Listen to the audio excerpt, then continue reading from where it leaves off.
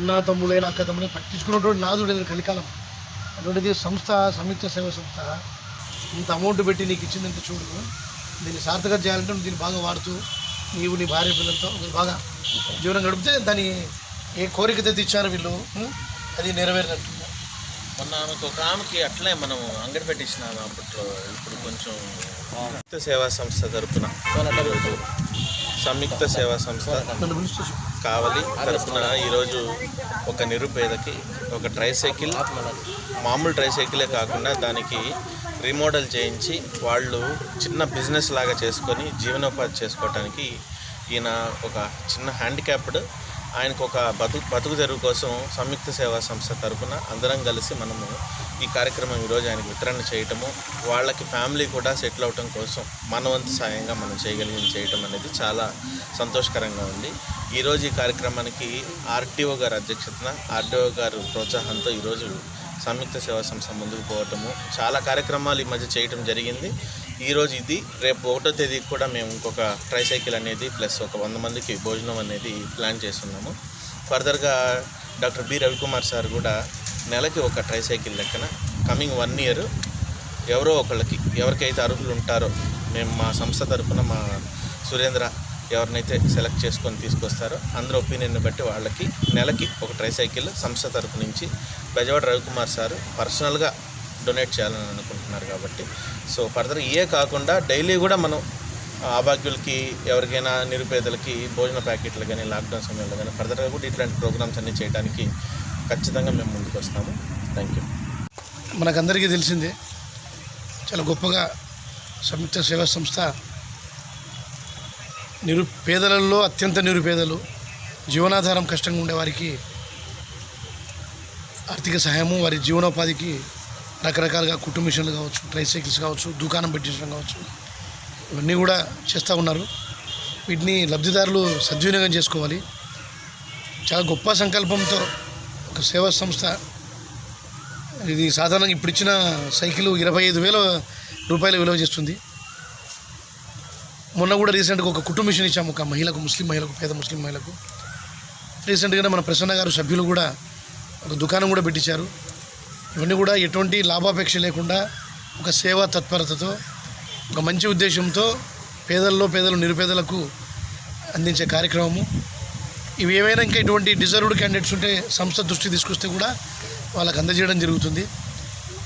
ఇంకా దాతలు కూడా ఎవరైనా గొప్ప వాళ్ళు ఉంటే కూడా ఇటువంటి సంస్థలను ప్లాట్ఫామ్గా ఉపయోగించుకొని పేదలకు సాయం చేస్తే బాగుంటుందని కోరుకుంటూ సంయుక్త సంస్థ యొక్క సభ్యులందరినీ కూడా ఈ యొక్క గొప్ప మనసుతో సేవ చేస్తున్నందుకు వారిని మనస్ఫూర్తిగా అభినందిస్తూ కృతజ్ఞతలు తెలియజేస్తున్నాను. చేసిన ఎన్ఆర్ఐ ఎన్ఆర్ఐ గుప్తదాతకి సంయుక్త సేవా సంస్థ తరఫున హృదయపూర్వక ధన్యవాదాలు తెలియజేస్తూ ఉన్నాం.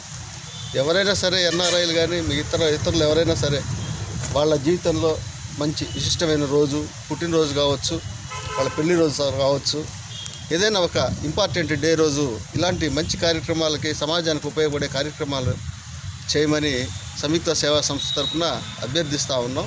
మీ వల్ల ఒక కుటుంబం బాగుంటుంది. వాళ్ళు సొంతంగా కష్టపడి సంపాదించుకున్న దానికి దారి చూపించిన వాళ్ళు అవుతారు.